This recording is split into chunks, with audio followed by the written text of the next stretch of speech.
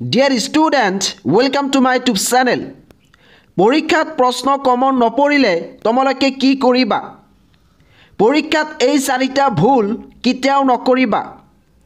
পৰীক্ষাত এই চাৰিটা কাম কৰিবই লাগিব।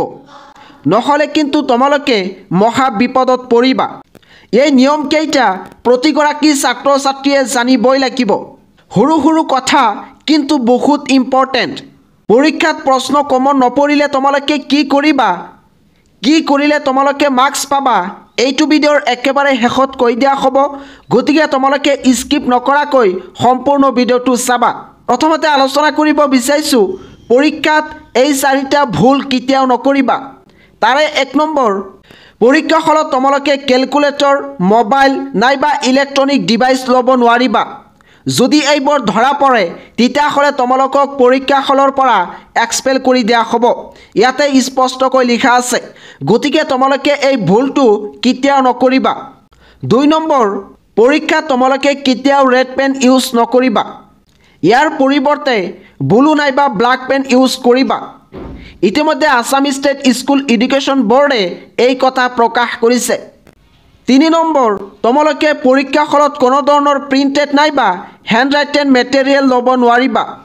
যদি এইবোৰ ধৰা পৰে তেতিয়াহ'লে তোমালোকে মহা বিপদত পৰিবা। ইয়াতে কিন্তু স্পষ্টকৈ লিখি দিছে। 4 number, don't write your name anywhere in the script. অৰ্থাৎ ইয়াতে কৈছে এনসাৰ শিটত তোমালোকে কেতিয়াও নিজৰ নাম নিলিখিবা। পৰীক্ষাত এই চাৰিটা কাম কৰিব লাগিব। তাৰে 1 নম্বৰ, পৰীক্ষা হলত তোমালোকে ৰেজিষ্ট্ৰেশ্যন সাৰ্টিফিকেট আৰু এডমিট কাৰ্ড লৈ যাব লাগিব। নহলে কিন্তু তোমালোকক পৰীক্ষা হলত এলাউ কৰা নহব। ইয়াতে কৈছে candidate shall not be allowed to appear in the examination. তোমালোকে যদি ৰেজিষ্ট্ৰেশ্যন সাৰ্টিফিকেট নাইবা এডমিট কাৰ্ড এক্সাম হলত লৈ নোযোৱা তেতিয়াহ'লে তোমালোকক এপিয়াৰ হ'বলৈ দিয়া নহব। 2 নম্বৰ, তোমালোকে এনসাৰ শিটত ৰোল নম্বৰ, ৰেজিষ্ট্ৰেশ্যন নম্বৰ আৰু সাবজেক্ট আৰু ষ্ট্ৰীম একেবাৰে শুদ্ধকৈ লিখিব লাগিব। তোমালোকে যদি ৰোল নম্বৰ আৰু ৰেজিষ্ট্ৰেশ্যন নম্বৰ শুদ্ধকৈ নিলিখা তেতিয়াহ'লে ৰিজাল্ট নাহিব। কেনেকৈ একেবাৰে শুদ্ধকৈ লিখিব লাগে এই বিষয়ে মই অলৰেডি ভিডিও বনাইছো। সেই ভিডিওৰ লিংক এইটো ভিডিওৰ ডেসক্ৰিপশ্যনত দিয়া আছে, তোমালোকে চাই ল'বা।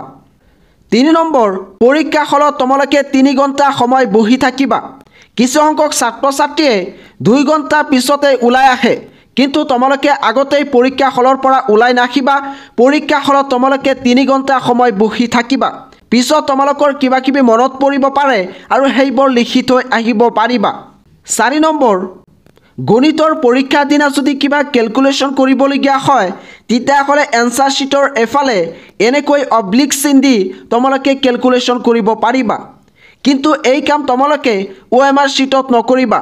OMR শিটত কিন্তু তোমালোকে কোনো ধৰণৰ ক্যালকুলেশ্যন, আষ্টনা, ভাজ কৰা এইবোৰ কৰিব নোৱাৰিবা। আৰু এইবোৰ যদি কৰা তেতিয়াহ'লে তোমালোকৰ ৰিজাল্ট নাহিব। আৰু যিবোৰ ডিসক্ৰিপটিভ টাইপৰ এনসাৰ শিট আছে তাত তোমালোকে এনেকৈ অবলিক চিন দি ক্যালকুলেশ্যন কৰিব পাৰিবা। এতিয়া আহিছো যদি প্ৰশ্ন কমন নপৰে তেতিয়াহ'লে তোমালোকে কি কৰিবা? প্ৰথমতে একেবাৰে শুদ্ধ উত্তৰবোৰ লিখিবা। তাৰ পিছত যিবোৰ প্ৰশ্ন উত্তৰ অলপ ডাউট আছে সেইবোৰ লিখিবা। তাৰ পিছত একেবাৰে লাষ্টত নোৱাৰা প্ৰশ্ন উত্তৰ লিখিবলৈ যত্ন কৰিবা। যদি কিবা প্ৰশ্ন নোৱাৰা তেতিয়াহ'লে কিবা কিবি ভুল শুদ্ধ তোমালোকে লিখি থৈ আহিবা, তথাপিও তোমালোকক নম্বৰ দিয়া হ'ব। এতিয়া বহুতে ক'ব পাৰে যে ভুলকৈ লিখিলে নম্বৰ দিয়ে জানো? সাধাৰণতে ভুলকৈ লিখিলে নম্বৰ নিদিয়ে, কিন্তু তোমালোকে যদি এনসাৰ স্ক্ৰিপ্টৰ অৰ্থাৎ এনসাৰ শিটৰ একেবাৰে শেষৰ ফালে ভুলকৈ লিখি থৈ আহা তথাপিও তোমালোকক নম্বৰ দিব পাৰে। ধৰি লোৱা যে এজন ষ্টুডেণ্টে 29 পাইছে কিন্তু তেওঁ 30 পালে পাছ হ'ব, সেইগৰাকী ষ্টুডেণ্টক আৰু 1 মাৰ্ক দি উত্তীৰ্ণ কৰাই দিব পাৰে। ধৰি লোৱা যে এগৰাকী ষ্টুডেণ্টে 79 পাইছে আৰু 1 মাৰ্কৰ কাৰণে তেওঁ 80 অৰ্থাৎ লেটাৰ মাৰ্ক পোৱা নাই, তেতিয়াহ'লে সেই এনসাৰ স্ক্ৰিপ্টৰ একেবাৰে শেষত লিখা ভুল প্ৰশ্ন উত্তৰত তাতে 1 নম্বৰ দি তোমালোকক লেটাৰ মাৰ্ক দিব পাৰে। গতিকে তোমালোকে এনসাৰ শিটৰ একেবাৰে শেষৰ ফালে ভুল শুদ্ধ কিবা কিবি লিখি থৈ আহিবা, তথাপিও কিন্তু তোমালোকক নম্বৰ দিব পাৰে। আৰু যদি কিবা কাৰণত প্ৰশ্নৰ টান হয় তেতিয়াহ'লে তোমালোকক কিন্তু ভুলকৈ লিখিলেও নম্বৰ দিয়ে যোৱা বছৰ এনেকুৱা হৈছে গতিকে তোমালোকে প্ৰথমতে একেবাৰে শুদ্ধ উত্তৰবোৰ লিখিবা তাৰপিছত যিবোৰ প্ৰশ্ন উত্তৰ অলপ ডাউট আছে সেইবোৰ লিখিবা তাৰপিছত উত্তৰ বহীৰ একেবাৰে শেষৰ ফালে নজনা প্ৰশ্ন উত্তৰ লিখিবলৈ চেষ্টা কৰিবা তাতে প্ৰশ্ন নম্বৰ দি ভুল শুদ্ধ কিবা কিবি লিখি থৈ আহিবা তথাপিও তোমালোকক নম্বৰ দিব পাৰে 2025 বৰ্ষৰ মেট্ৰিক আৰু হাই সেকেন্ডাৰী চূড়ান্ত পৰীক্ষাৰ বিষয়ে প্ৰতিটো মুহূৰ্তৰ খবৰ পাবলৈ তোমালোকে এই চেনেলটো সাবস্ক্ৰাইব কৰি থৈ দিবা